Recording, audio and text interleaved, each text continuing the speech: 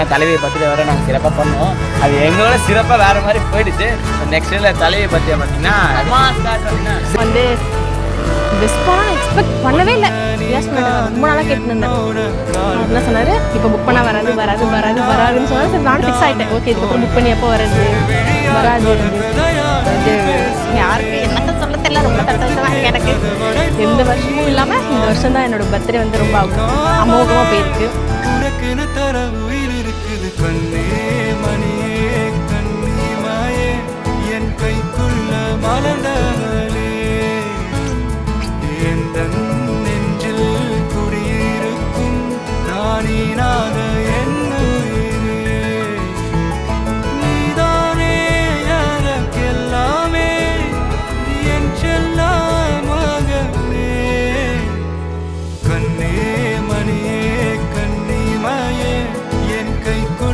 மலர்ந்த